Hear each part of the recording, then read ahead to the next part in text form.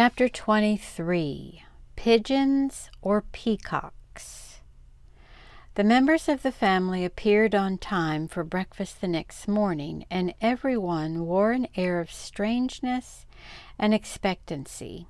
They knew that today Father would make his decision about going back to England. Until the decision was made, they felt ill at ease and somehow like a group of strangers sitting together at the family breakfast table. Only Annabel was perfectly at ease. "Tom," she said, looking at him with a new interest in her bright eyes, "when you are an English lord, you must not forget your little cousin Annabel." "If you mean that you've given up your Boston clergyman," said Tom bluntly, "you needn't count on me, Annabel. I've got my girl all picked." "Tom, what nonsense," said Mother. "Go on and eat your porridge." I know," buzzed Hetty.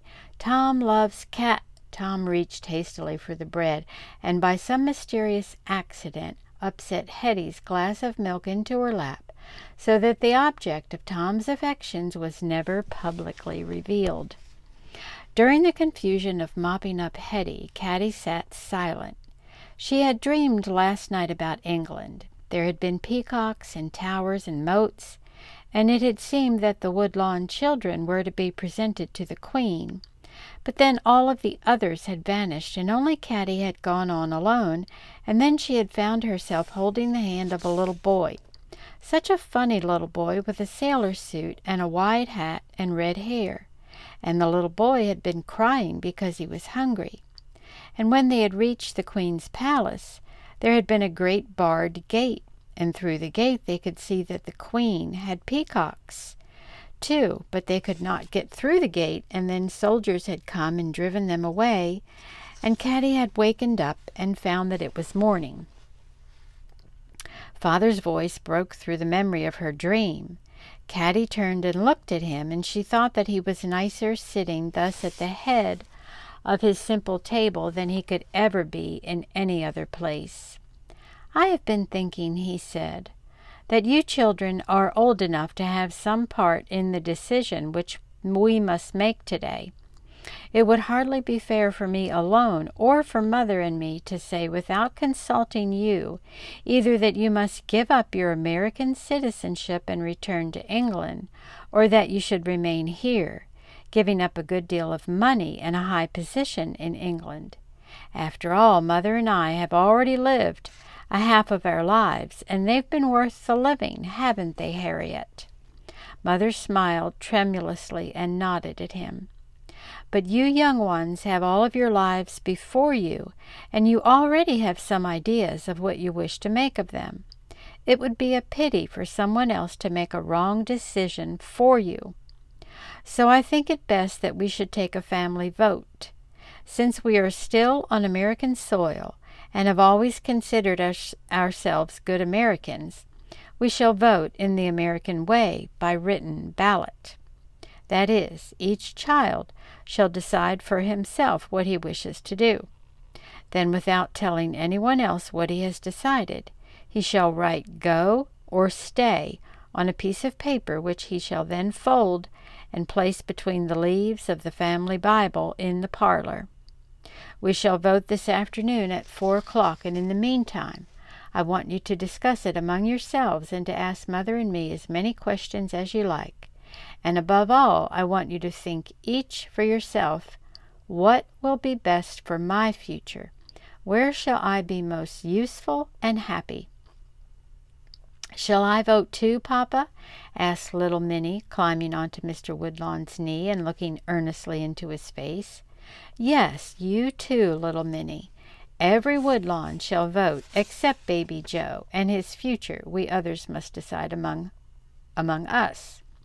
And his future we others must decide among us." At mention of his name, the baby bounced in his high chair and banged his spoon upon his tray. "You and I shall not be allowed to vote, baby Joe," said Annabel, "but never you mind.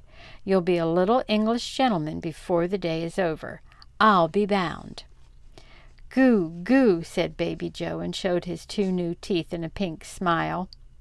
Then for a long time Father spoke to them quietly and earnestly, like an impartial judge, setting forth the advantages and the disadvantages of this move. He spoke of England more warmly than they had ever heard him speak before, picturing its beauties and the high place which they would be called to fill there. Then he spoke of America, and he did not say as many fine things of it as he had often said in the past, and Caddie knew why. It was because his heart belonged here in Wisconsin, and he did not wish to let his own preference prejudice his children. But he did speak briefly of the freedom which belonged to them in a new country, and he said that although they might never be rich or famous in America, they would have the satisfaction of knowing that what they had made for themselves. An inherited fortune is never quite one's own, said Father slowly, and yet I want you to understand that money and power are also great things, and that great good may come of them, if they are wisely handled. Then he pushed back his chair from the table and took his hat and went out to see that the horses had a measure of oats. "Do you think that Father wants to go back and be a lord?" asked Tom, as he and Caddie and Warren walked away to the lake. "I guess he doesn't want us to know what he wants," said Caddie in a low voice. "He'd rather we made up our own minds." "I can't see Father going back there where they treated him so badly once," said Tom. "Father's the kind of man who likes to do things for himself. I don't suppose that English lords mend clocks and feed horses and put locks on guns for Indians, do you?" "They don't have to," shouted Warren. "Well, Father doesn't have to either, but I think he'd miss it if he didn't do it." "I think that Father likes to be at the front of things," said Caddie. "He likes to be free and help build new places. I think he'd rather go on west than go back to an old country where everything is finished." "I would too," said Tom. "I'd rather build a new mill in America than live in a castle in England that somebody who died hundreds of years ago would have the fun of building. That's how I feel." "Me too," said Warren. "I guess we three will vote the same," said Caddie. "But Mother and Clara and Hetty and Minnie will all be on the other side, and I don't know about Father. What he wants won't matter so much as what he thinks would be best for us, and you know he likes to make Mother happy." They climbed onto the raft, and Tom pushed off from shore. John's dog rode with them, his head on Caddie's knee. "Poor fellow," said Caddie. "I don't know what John'll think of if I can't look after you till he gets back." A cloud of gloom floated along with them as they went down the lake on that bright August morning. It was almost 4 o'clock, and the Woodlawn children had washed their hands and faces and smoothed their hair as if they were getting ready for a party. "Just practicing up to be little lords and ladies," said Annabel, who was as much excited as the rest of them, and even Tom was too distraught to answer her. Caddie had gone off by herself to sit under a tree until Father should call her in to vote. She had closed her eyes because the bees and birds and crickets sounded so much louder when she did, and it was fun to listen to them and try to tell from which direction each sound came. Soon, perhaps, she would be hearing English sounds. Suddenly a hot little hand was thrust into hers, and she opened her eyes in surprise to see Hetty gazing earnestly into her face. "Caddie, I'm going to vote like you do. Did you know that?" "How do you know how I'm going to vote?" asked Caddie. "We're not supposed to tell." "Oh, I could guess that," said Hattie gravely. "You like it here better than any place, and so do I. I want to be an American." Suddenly Caddie gave the round cheek a kiss. She had not remembered to kiss Hetty for a long time. "Hetty," she said, "no matter whether we go to England or stay in Wisconsin, let's be better chums, shall we?" At 4 o'clock they went into the parlor, and Father gave them all slips of paper exactly alike. There were pen and ink on the table beside the big Bible, and each member of the family wrote something on his or her slip, dried it, folded it, and placed it somewhere in the Bible. Father and Mother had slips of paper like the children, and they did the same. Minnie took longest because she had only just learned how to print, and it had taken Hetty most of the morning to teach her how to print go and stay.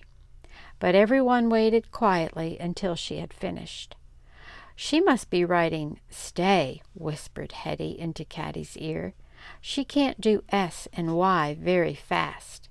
Go wouldn't take her half so long, unless she's forgotten how."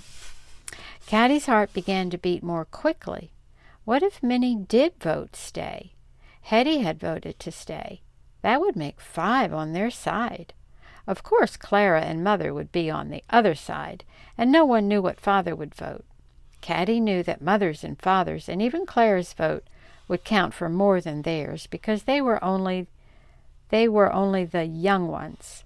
Nevertheless, for the first time today, she began to hope. She found herself shivering with excitement. Father took up the big Bible and looked through it until he had found 8 slips of paper. He unfolded the first paper and in a low, clear voice read, "Stay." One by one, 3 more slips were unfolded, and each one said, "Stay." "Those are ours, I guess," whispered Hetty, but Caddie squeezed her hand and said, "Hush," for Father was unfolding the 5th slip of paper. "Go," read Father in the same steady voice. Tom and Warren shuffled their feet restlessly. Tom seemed to hear Annabel's sweet voice saying, "Practicing up to be little lords and ladies," and he kicked out viciously at a rag rug which his restless feet had scuffed into a roll. Father unfolded the last 3 papers quickly and looked at them. Then he read them out. "Stay, stay, stay." "Hooray!" yelled Warren, but nobody else spoke for a moment. The solemnity of the occasion still held them spellbound. "There is only one vote to go," said Father slowly. "That one's mine," cried Clara. "Give it here and I'll tear it up. I don't want to go to England either." "But Harriet," said Father gravely, taking Mother's hand, "you wanted to go, my dear. Are you doing this for my sake?" "No, Johnny, I did it all for myself. We're all so happy here, and we might be wretched there. I never knew how much I loved it here until I had to choose. Better than England, better than Boston. Home is where you are, Johnny." Suddenly she burst into tears and flung herself into Mr. Woodlawn's arms. "Hattie, Hattie, my little Harriet," cried Father, holding her close and kissing her. The children stood around with gaping eyes and mouths. Stranger even than an inheritance from England it was to see Mother crying and Father kissing her. Until next time.